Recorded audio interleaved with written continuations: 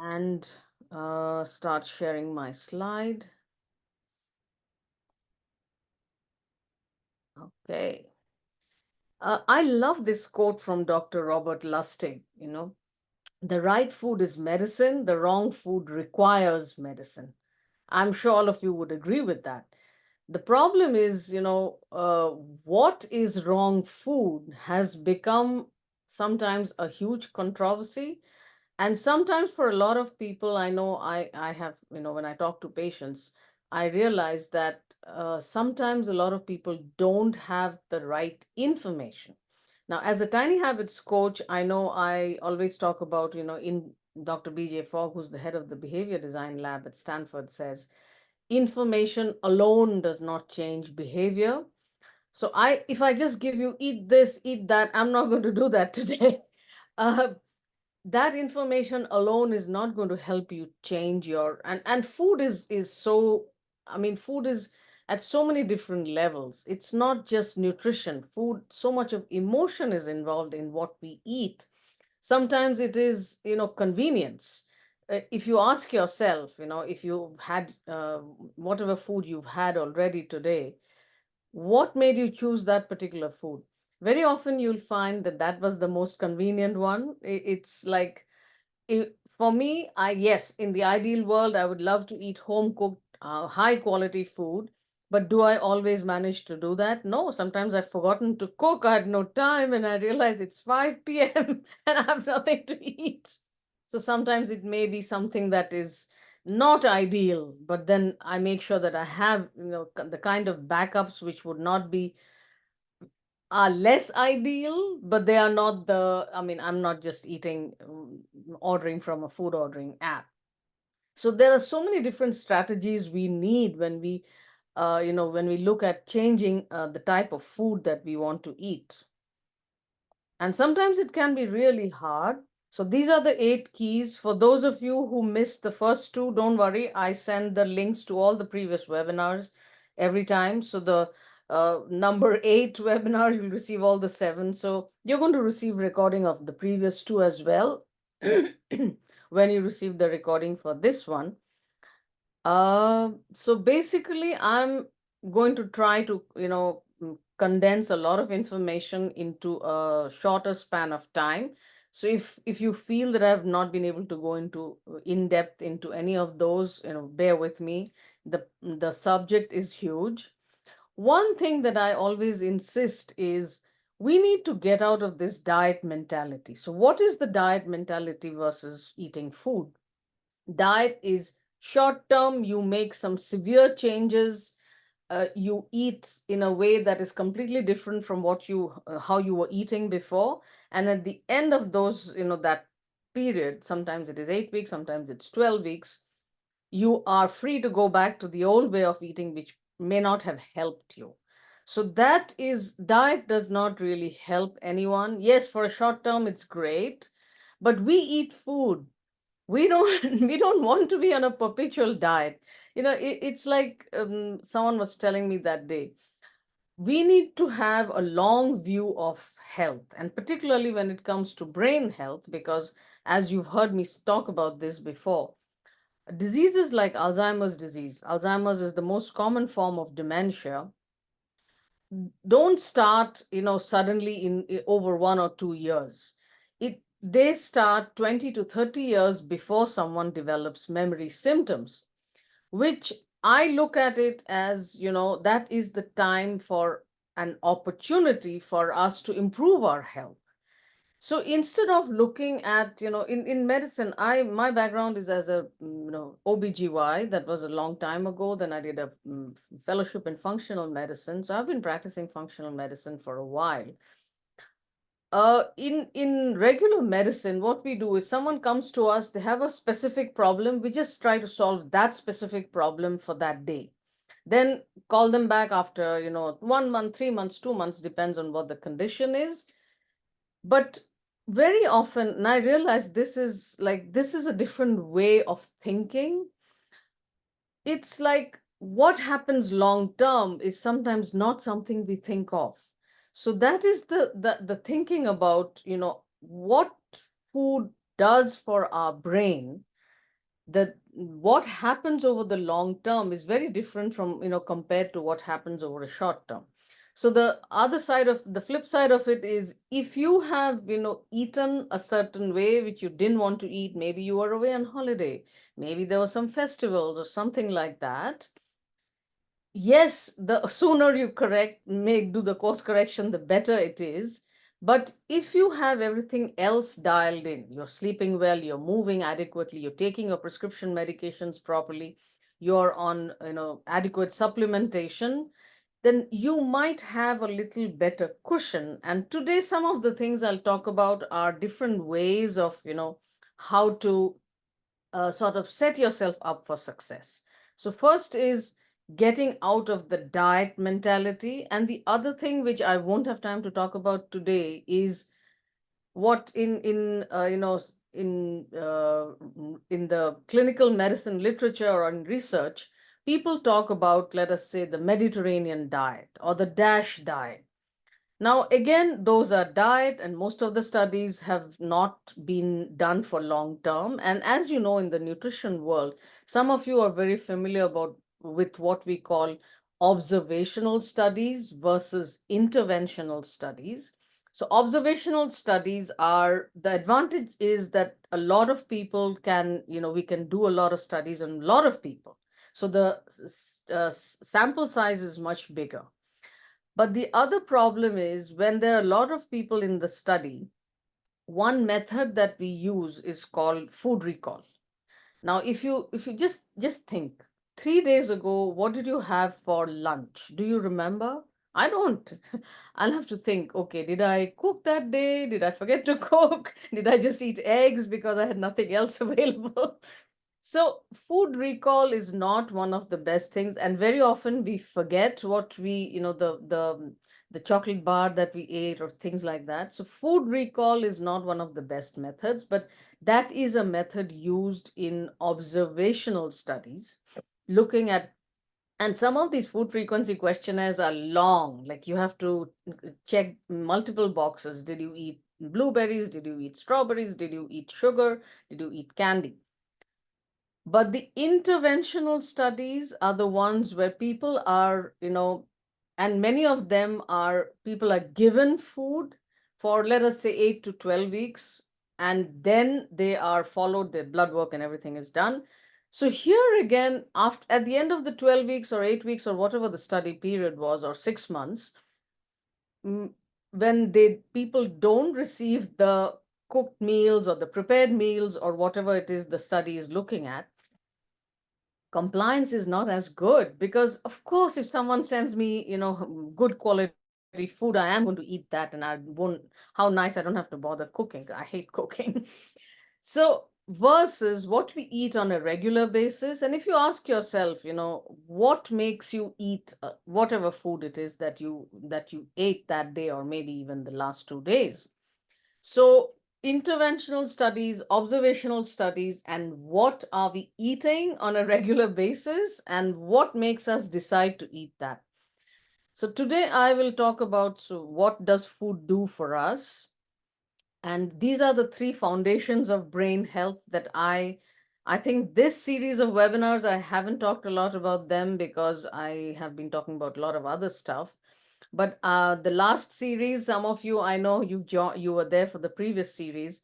I said that all of you should be able to say, what are the three foundations of brain health? And you should be able to say optimal blood glucose levels, optimal blood pressure levels, and low levels of chronic inflammation. So if you have to sort of look at, what my podcast co-host Andrea says, high level stuff. So high level stuff is, what is food going to do to all these three different areas. Now, for some of them, particularly blood glucose levels, you can get information right away. And that is what I'm going to talk about when I talk about using a CGM. With blood pressure, sometimes it's not going to happen that, some people have found that when some are salt sensitive, they have salt sensitive hypertension. Not everyone is salt sensitive to blood pressure. I mean, not everyone's blood pressure is sensitive to salt intake. Some people I know, they feel symptoms right away if they have eaten much higher salt food, but that's not the same for all. chronic inflammation, again, you may not feel anything. It just shows up in your blood test. But in our, in the functional medicine world, we say that most disease, heart disease, stroke, dementia, mood disorders, most of these are a postprandial phenomena. Postprandial meaning after food. Now, when we look at after food, and I'm probably making it more complex than it's necessary, but I think it's important for everyone to know that there is so much more to food than just what we are eating. So the most important in information which we can't get is the levels of inflammation just after eating. So, and the levels of a blood fat called triglycerides. So, triglyceride levels, if we can check 1 hour after a meal, we can get a lot of information from that. And that's not easy. I mean, you have to time your meal in such a way that you have your lab appointment at that time, because triglycerides are not something you can test like a glucometer and your blood glucose levels. But blood glucose levels are something you can test in real time, and that is what I'm going to talk about. So what does food do for us? So essentially, what are the jobs to be done by food? Now, many, many years ago, I think in high school, as all of you have read, that food is supposed to provide us with nutrition. All our nutrients should come from food. Yes, in the ideal world, we would get all our nutrients from only food, but that does not happen easily because of various reasons. One is our requirement has gone up because of the life we lead. Then the food that we eat don't contain as much nutrients as they used to do years ago because of commercial food preparation and all those things, commercially growing vegetables. And sometimes some of these vegetables contain higher carbohydrate, because more carbohydrate containing, these are the different ways of modifying food. They weigh more. So because they weigh more, there are more carbohydrate in some of these vegetables than they were before, but they have become depleted in things like, a whole bunch of other nutrients. So one major purpose for food is, of course, to provide us with nutrients. Now, I have talked about essential nutrients before. So essential nutrients are nutrients that our bodies don't have the ability to make. Some fatty acids, like omega-3 fatty acids, are essential fatty acids. That means our bodies cannot make them. So we have to get them from a combination of food and supplements.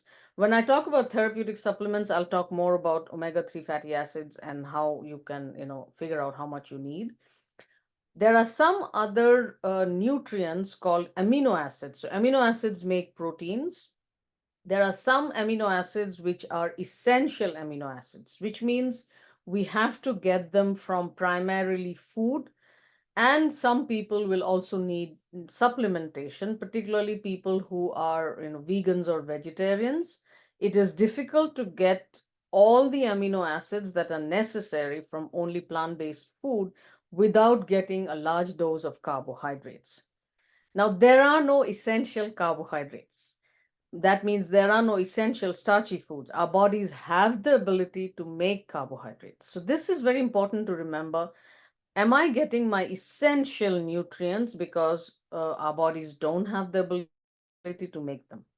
And I won't go in today, in the interest of time, I won't go what happens when you don't get your essential nutrients. Are you going to so some of the problems are all this chronic health challenges that we have. The next job to be done with food is it should keep our blood glucose stable and at an optimal range. So not having diabetes is not enough, particularly when it comes to brain health and heart health, and also, of course, kidney health. So if you are told by your doctor that your blood glucose levels are climbing and you need to keep an eye on them, that is actually a time for you to start taking action. I would say you need to start taking action even before that. So you don't obviously want to develop diabetes. You don't even want to develop pre-diabetes, but it is never too late to do something about it. So keeping blood glucose levels in an optimal range is extremely important. So the optimal range, depending on where in the world you are, I have put in both the ranges. The ones we use in Canada, we use millimoles per liter, and others in US and other countries, we use milligram per deciliter. You can see that this range is very tight. The other thing that food has to help us to do is maintain muscle mass.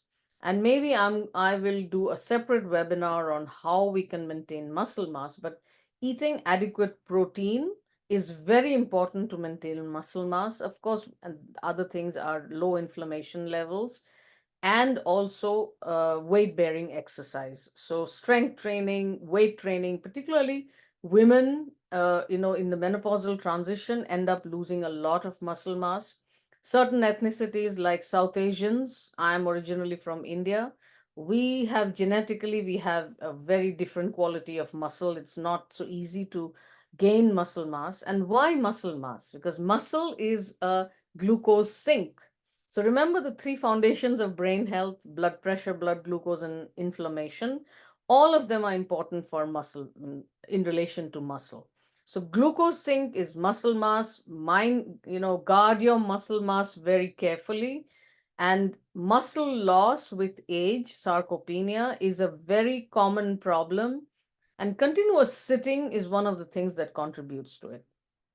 Keeping chronic inflammation away. And what is the another thing that food has to do for us is keep our gut microbes happy. So one of the biggest impact on the gut microbiome, and today I'm not talking about it, I won't have time, uh, is food. The other one is medications, then environmental toxins, mode of delivery, the whole lot of things. Maybe I think I've done one on, not one, several on gut microbiome in the past. I'll look for those videos, and if any of you are interested, let me know. I'll send them across. So basically, I mean, I tried very hard to keep it as simple and not, for many of you, this is information you already know. For some of you, if you are new to this, it's like this is sort of my one slide summary of, everything that I want to talk about food. So first is, what should you eat? Now, like I said, I am not going to recommend eat this, don't eat that. You need to understand what are the overarching principles when you're looking at your food. First is adequate protein. Now, how much protein do you need?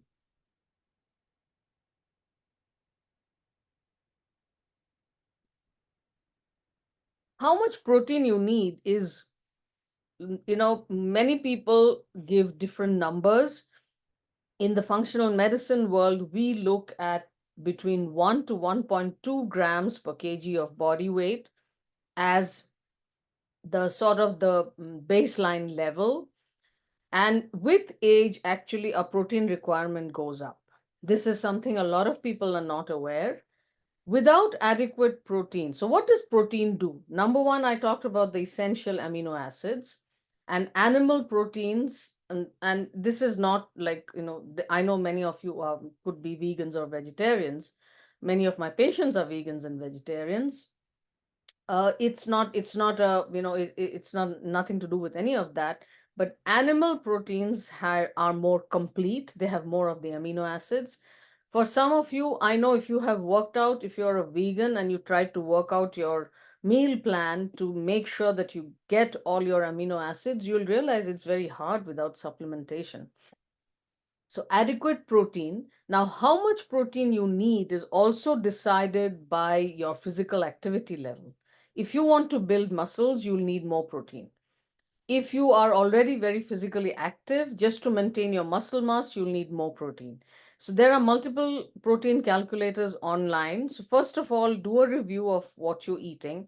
I know it is very hard to get adequate protein because I struggled with it myself.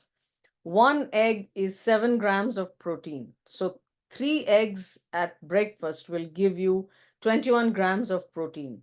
So 20 to 30 grams of protein per meal is a good protein amount to target. The next is good fat. So good fat, coming from things like butter, extra virgin olive oil, or animal fat, that is good. What the other thing that happens is when you eat adequate protein and good fat, both of those increase your satiety. So they keep hunger away. Versus when you eat carbohydrates, more of carbohydrates than protein and fat, carbohydrates make you feel hungry quicker, and in you know and the hunger level is much more, whereas protein and fat are more satiating. And the other thing is, if you start your meal, that is what I'm going to come to next, is when do you eat? Now, this is fairly new research in the last several years, that it has shown that eating at certain times of the day is much more beneficial to you in terms of your blood glucose levels and inflammation, particularly.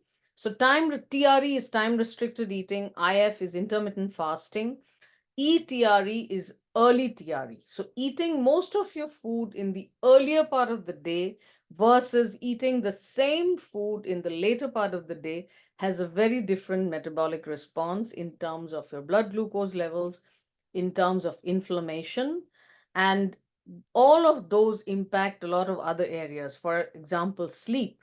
So early dinner or supper. I know that is not a problem for many of you. I have most of my patients are from India. And in India, people eat very late dinners. That completely impairs their metabolism. And many of them, when they struggle with everything else, just making one change of moving their dinner to a little earlier time. Now, someone who has dinner at 9:30 p.m. because they reach home that late is suddenly not going to start eating at 6 p.m. So they have to find out other ways. Maybe they could carry an extra meal with them so that they can finish their dinner. That is what I tell a lot of my patients. So finish your dinner in the office before you leave, because in places like Mumbai, they have very long commutes. So finish your meal before you leave the office so that once you're home, you don't have to eat late at night. But just making this, instead of 9:30, having it at 8:30 or 7:30, many people have noticed not only do their blood glucose levels improve, they feel better, they sleep better, they are more motivated to exercise the next morning because they have slept better. So, a lot of different ways to look at it. Time restricted eating is eating in shortened windows of time. The shortest is 12 hours of overnight fast, that is the easiest. If you are not doing a 12 hours overnight fast, maybe that is the first area you want to look at. And last series, I had to do a bonus session because many of you asked me to do a bonus session on intermittent fasting. So I have already done that webinar. That was a bonus on time restricted eating, intermittent fasting. So in my world, intermittent fasting is anything 24 hours or longer, and that I would not recommend any of you do it without supervision. Next is food order. So, in what order you eat. So eating protein before carbohydrates changes your blood glucose response dramatically, and also your satiety. So, why do you think restaurants give you bread, before you place your order? Because obviously they want you to order more food. So, eating protein first. So, when you serve yourself food, make sure whatever your favorite protein is, if it's fish, chicken, meat, eggs, tofu, cottage cheese, whatever, eat that first. And then, along with that, some vegetables. And what do I mean by no naked carbohydrates? I want try to come up with a better name. Naked carbs is not my my expression, someone else's. I don't remember who talked about it. So, what do I mean by naked carbs? So, eating something sweet before eating your protein can give you a very different blood glucose response, and not only sweets. So, let us say you decide to have, you've gone for a movie and you love the popcorn at the movie because it's so nice and buttery, and you have not had time to have your meal. So, you're planning to have your meal after the movie, and you enjoy that popcorn. And if you're using a CGM, you'll realize suddenly your blood glucose levels have gone sky high. So, having the protein first is going to make a huge difference to your blood glucose response, and probably inflammation as well. Like I said, we cannot check inflammation in real time so easily unless you're a part of a research. So, protein before carbohydrates is very important to keep in mind. Food order matters. So, in multiple studies, what they did is they gave people fruit juice first and the protein later, and the same food in a different order. They gave them protein first and fruit juice and things like that later. The blood glucose response was quite different. So, try this is another thing for you to try out. And you realize that when you eat protein first, you end up not eating a lot of food. Next is how many times. How many times should you eat? Now, there are no shoulds, but ideally, there was a time years ago we used to talk about, people should eat 3 meals and 3 snacks. I'm sure many of you have been told, even a few days ago, somebody told me, oh, my dietitian used to always say I need to eat 5 to 6 times a day, 3 meals and 3 snacks. Otherwise, my body is going to go into I don't know what was the term, starvation mode, like your metabolism is going to get impaired. That is not true. The See what happens when you eat food. When you eat food, your blood glucose levels go up, your insulin levels go up. So it's obvious that if you eat 2 times versus eating 6 times, the number of times your blood glucose levels go up is 2 times versus 6 times, and insulin follows a similar path as well. Now, the thing is, ideally, yes, no snacks would be ideal. But if you have a habit of snacking, ask yourself, why do you need to snack? Are you hungry? If you are hungry, I would go to your upstream and look at what did you eat at the last meal.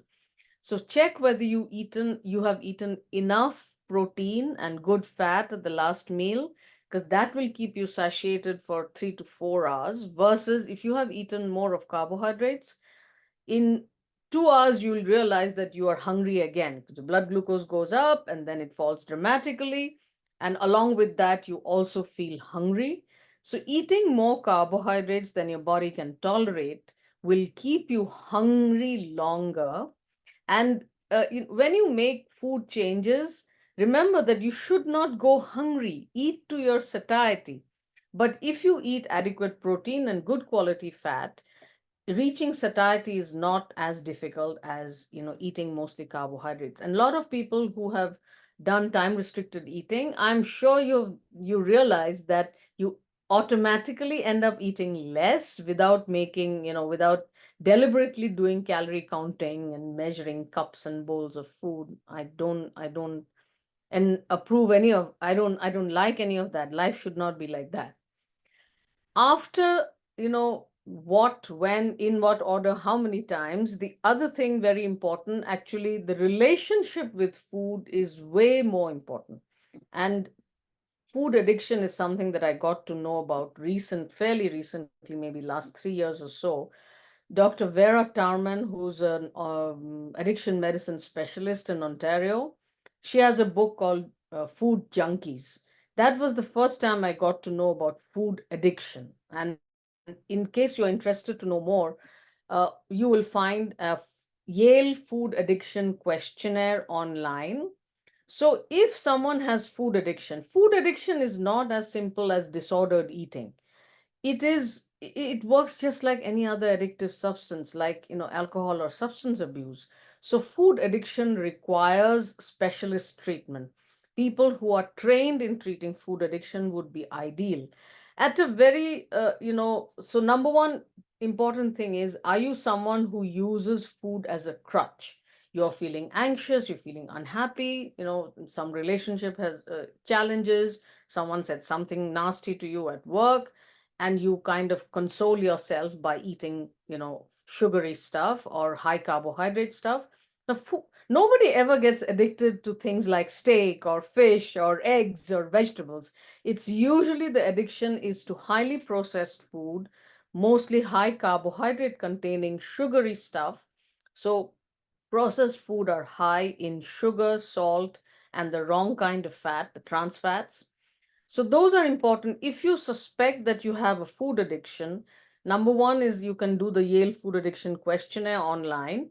Reach out for the right help. I am not trained in food addiction, so I usually send my patients to Dr. Vera Tarman's website, and she has courses. Some people can manage it by themselves with just changing, from their regular food to eating more protein and good fat and adequate nutrients from supplementation. But some people, if they have been dealing with it for a very long time and they have a lot of, uh, emotional, things going on with their food intake and all the, all the stuff that they're living with, then they need more specialized help. Next is food sensitivities. The commonest food sensitivities are gluten, dairy, soy, corn, processed food. And I don't have time to talk about how to take care of your food sensitivities, but getting rid the commonest food sensitivities my patients have are is gluten. 95% of them feel better when they get rid of gluten from their food, and this is 110% off of gluten. Now, all gluten containing food are high in carbohydrate, but the other thing to remember is getting off of gluten does not mean you just fill yourself with gluten-free food from the because most gluten-free food are high in carbs because they are made from rice and tapioca and potato starch, and many of them contain a lot of sugar. So if you learn to read food labels, you'll understand what I'm talking about. So going off of gluten does not mean eating gluten-free processed food high in sugar. So that is very important to remember, because initially it happens when people decide, okay, I'm not going to eat gluten anymore. They just fill their larder up with gluten-free, gluten-free bread, gluten-free cookies, gluten-free, I don't know, whatever else. But that is not what I'm talking about. So personal blood glucose response is what I'll talk about. Timed movement after meals. So don't sit after meals. I'm going to run out of time.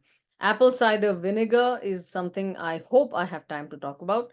Mindset I've already talked about at the very first webinar.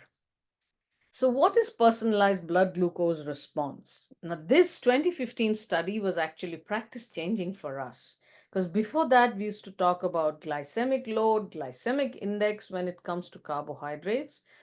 This study, actually, if you do an internet search, you will find there's a 5-minute, video explaining the study. It was a really fascinating study.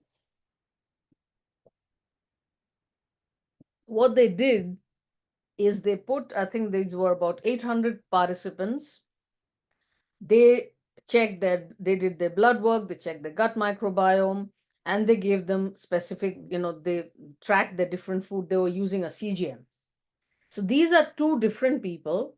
Now you can see the yellow is the banana. For this person, eating a banana raised his blood glucose levels very high, and I'm assuming it's a him, I don't know. Whereas participant 644, banana did not raise blood glucose levels as much. Now, one banana has about 6 teaspoonfuls of sugar. So mm, like eat a lot of fruit. No, maybe banana may not be the right one for you. But this participant and I'm not saying you should eat cookies, but you can see with cookies, his blood glucose levels did not go up as much as this person with cookies, it went up a lot. So basically, the bottom line is, if any of you were to ask me, I have diabetes, I have whatever, I want to improve my health, should I eat XYZ food? And I'll always tell you, I don't know unless you use a continuous blood glucose monitor and actually check, because if you could be this participant or you could be this participant. There's no way to know unless we actually check your blood glucose levels. So what is CGM? There are very many different devices which measure. The commonest one is one called Libre, and depending on which country you are in Canada, you can buy an Abbott Libre device just from the pharmacy. You don't need a prescription. In the US, I think you do need a prescription, but there are some companies called Levels is one of them I know, who can provide you, but it also comes with a program. And countries like UK, I don't know. In India, I know you can just buy it off the shelf. In the US, there is a very a device called Eversense. Any of you in the US, you can find out how you can get access to that. The sensor lasts for 6 months The Abbott Libre sensor, one sensor lasts for about 2 weeks. There is a third device called Dexcom. I think it is Dexcom 6 or 7 now. Now, Dexcom costs more than Abbott, and Dexcom is also, I think, about 10 days. But the last time I used Dexcom to try it out, it was, I think now the process is much simpler. Back then, the process was like a whole lot of, it was not so easy to apply the device. The Abbott Libre is the cheaper one, and though there is a margin of error in some of them, so you might need to use a glucometer. This is my personal opinion. Whether you have diabetes, you don't have. If you have diabetes, you definitely need to use a CGM. It has been behavior changing in all the people who have used it, and that is what for me, it's doing a CGM once a year, even if you have to spend the money from your pocket, I would say is absolutely worthwhile because it can tell you. And believe it or not, your blood glucose response can change over the years. So if banana was okay for you 2 years ago, maybe 2 years down the line, it may not be the same. So our metabolism changes. So when you wear a CGM, there is more data available to you, which goes way beyond just the hemoglobin A1C that practically everyone measures, and I'll come to that. So this is something now. This comes with the device, and here you can see these are the Canadian units. The green, obviously, you know that the green is the good one, and the red and yellow are not as good.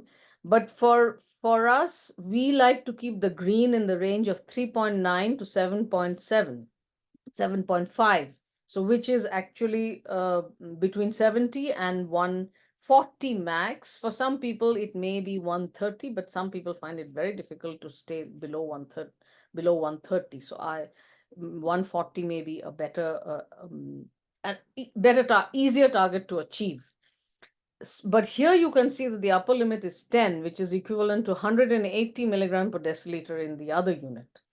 So the better your numbers are in this range, however, if the green is very big, this particular person had a 91%, but this 91% included up to 10. So what we sometimes do, and that is the part that I hope someone comes with an easy, tool where I can just put it into, one website or something, and the data, the interpretation comes to me easily. It's not, I haven't found it yet. So if any of you know that, so you basically take the CSV data, because depending on which device it is, the Abbott, I think, checks blood glucose levels every 5 minutes, if I'm not mistaken. So at 5-minute intervals, you just wear a device and you scan it using your phone. Most of the time, it's a phone app. So you don't have to, do a needle. You don't have to puncture your fingers with a lance every time to measure your blood glucose. So obviously, if all you have to do is scan, you can check your blood glucose levels 15, 20, 30 times in a day. And ideally, you can check before you eat food, 1 hour after food, 2 hours after food. And sometimes you may find some food raises your blood glucose levels 1 hour after, and at the end of 2 hours, it has come back to normal. So if you do a glucometer test 2 hours after the meal, or you do a lab test 2 hours after the meal, you may miss the 1 hour peak. So that is important to keep in mind. So the time in range is what we talk about. Now, a lot of scientists are thinking that probably with blood pressure also, we will have a time in range. We are not there yet, but probably we'll have, because blood pressure, blood glucose, none of these remain constant all the time. They are supposed to fluctuate, but there is a certain range. And with blood glucose, they should not be severe highs and severe lows. That is not good because it increases your inflammation and oxidative stress. Both of them are bad. So this is the reason I don't favor hemoglobin A1C as a measure of blood glucose levels. So here you can see all these three patients have a hemoglobin A1C. So hemoglobin A1C is a measure of average blood glucose levels for the last 3 months.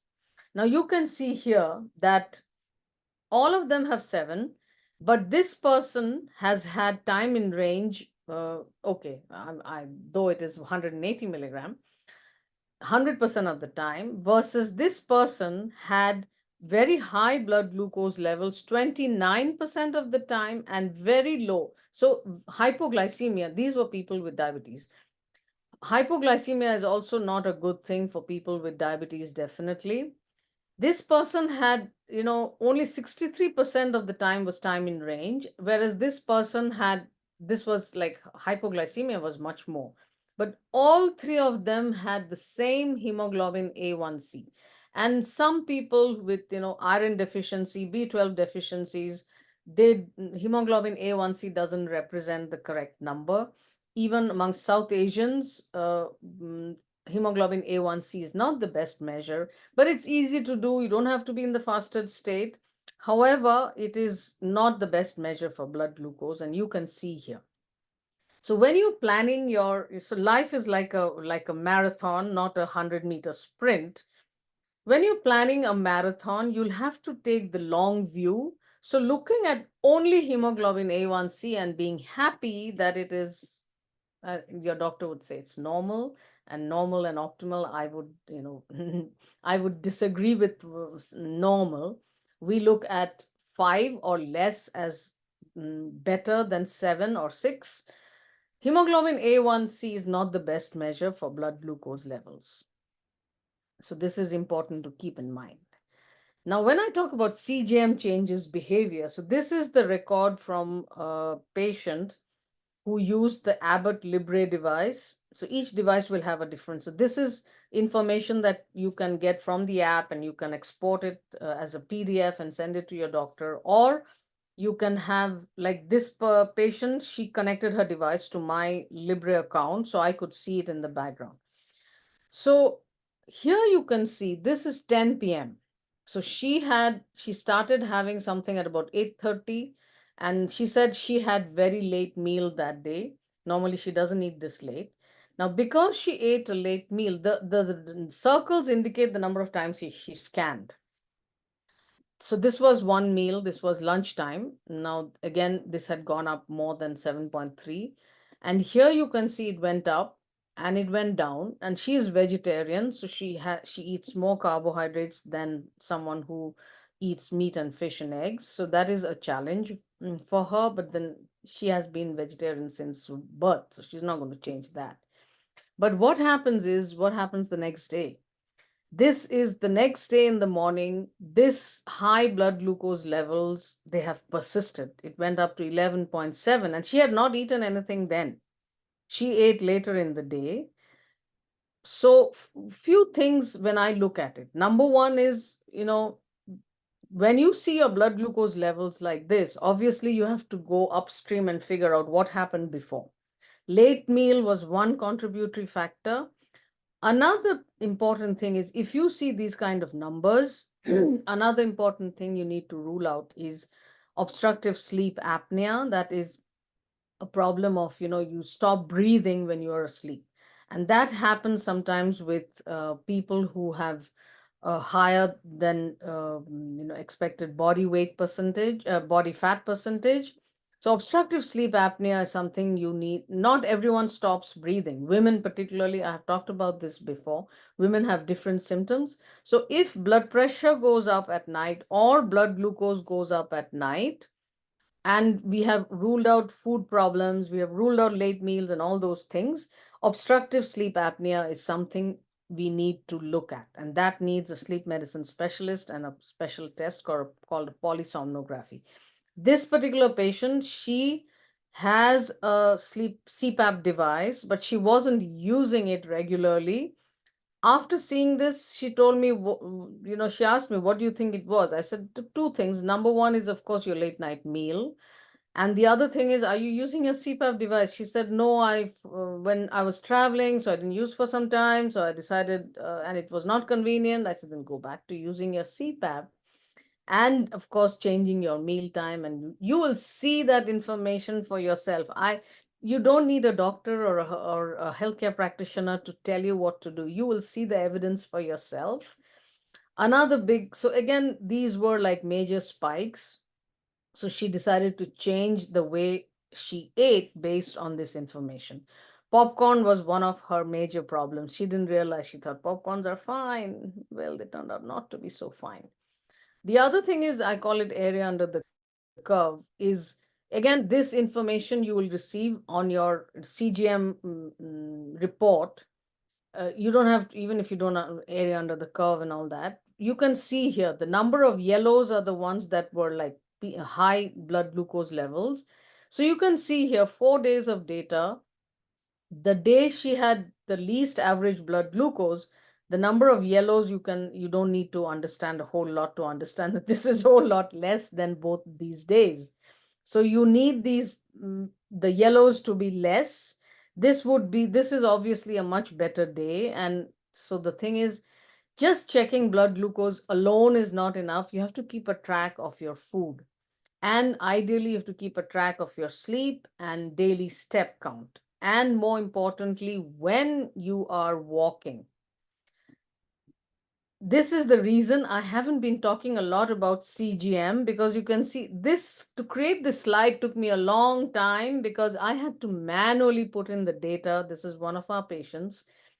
He woke up at 6 a.m. and time in bed was 6.5 hours. So sleep score, he was using a wearable, which gave him a sleep score. So what I want to highlight here is food alone. Yes, food is, of course, the most important thing. But at the same time, if you decide to take a walk, now this person took a 30 minutes walk. You may not always need a 30 minutes walk. Studies have shown that as little as 5 minutes, even 2 minutes, of course, that would depend on how insulin sensitive you are, can reduce your blood glucose levels. So the point is, let us say you are using a CGM. You have eaten some food which you didn't realize would spike your blood glucose a lot, and you find a spike. What is the first thing to do? Number one is, don't sit continuously. Don't sit just after a meal. Go for a walk or do something else. Maybe stand up. If you have a desk, don't sit at that point. Use a sit stand desk, or get something to prop your laptop on. Figure out some ways. Walking would be best, because what happens, I talked about muscles being glucose sinks. So then the blood glucose gets dispersed into the muscles and it doesn't raise in the blood. So this is important to keep in mind. So all these things have an impact. Late bedtime can raise blood glucose levels, not just in the morning. It can also raise at other times of the day. So in 2 weeks, actually, you can kind of get a good baseline of what is working for you. And for most people, it turns out it can really be behavior changing. Now, this particular person thought, I don't know what he was having with some jaggery. It's an Indian. Jaggery is sugar. If any of you think that jaggery honey, because they are natural, they are not table sugar. No, they are still sugar. So he said, what do you think it was? I said, now next time you need to figure out what it is, leave out the jaggery and see what happens, because aloe vera, amla, none of these things are usually supposed to raise blood glucose.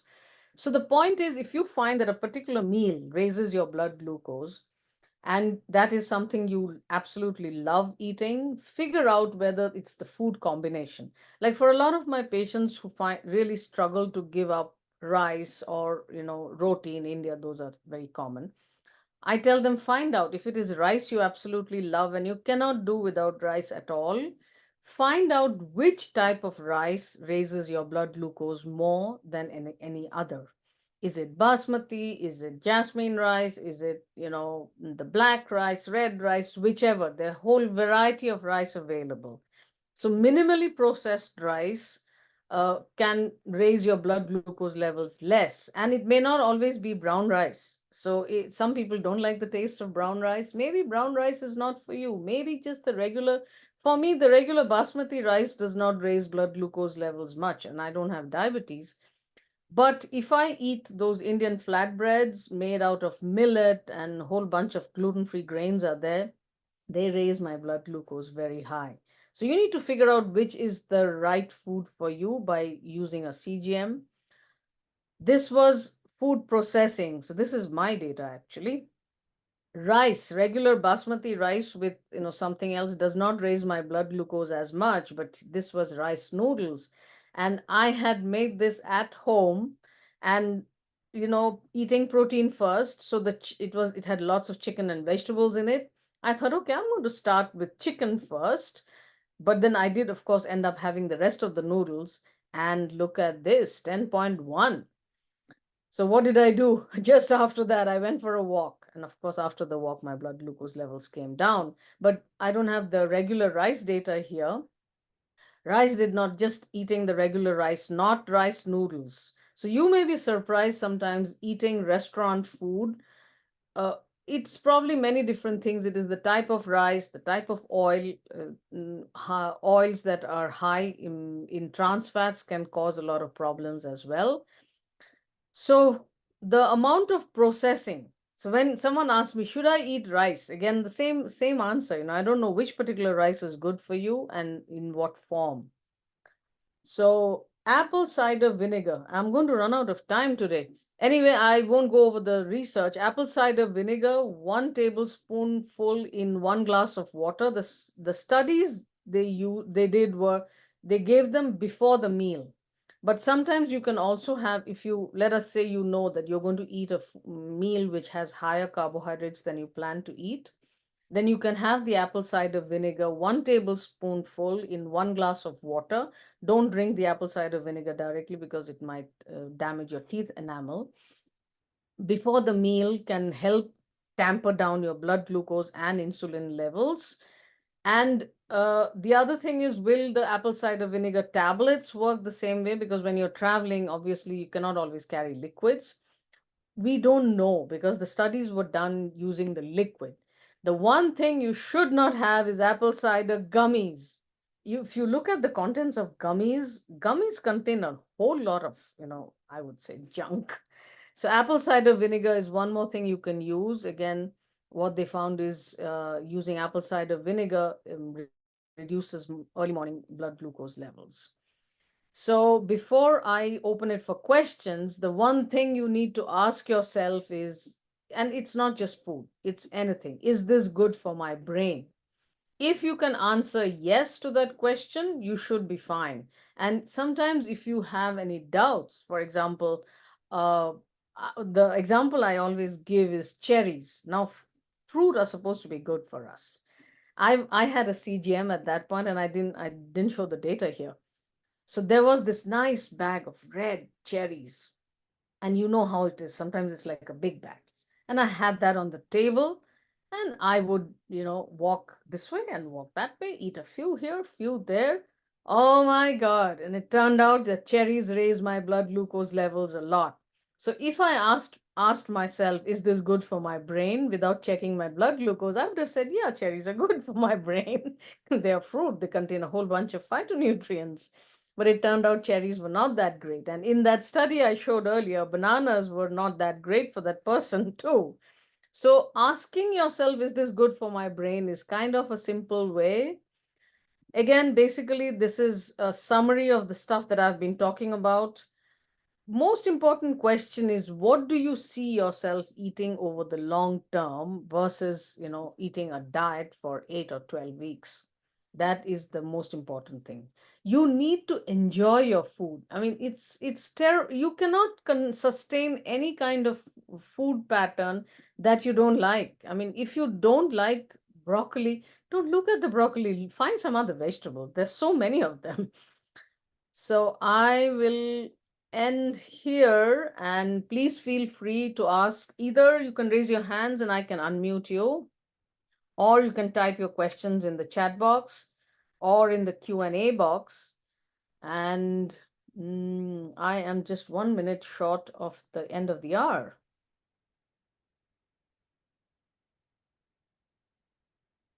So I don't see any questions. And I don't see any raised hands either so far. There's something else. I know last month also I shared this with you. So while I wait for the questions, I am going to share this. So I have a weekly emails about brain health, and if you would like to receive them, feel free to sign up. This is this is my website. You have to provide your email address, and you can download a guide of different myths when it comes to brain health, and you'll also receive weekly emails from me. So feel free to reach out to me. My email address is clinic email address is info at drcarmd.com. And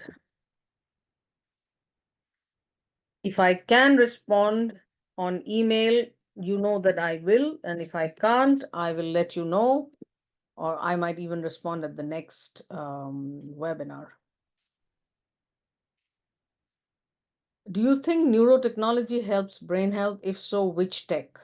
So, Charlie, that's a very good question. Now, when you say neurotechnology, do you want me to unmute you and you could ask? Because is there a specific technology you're asking about?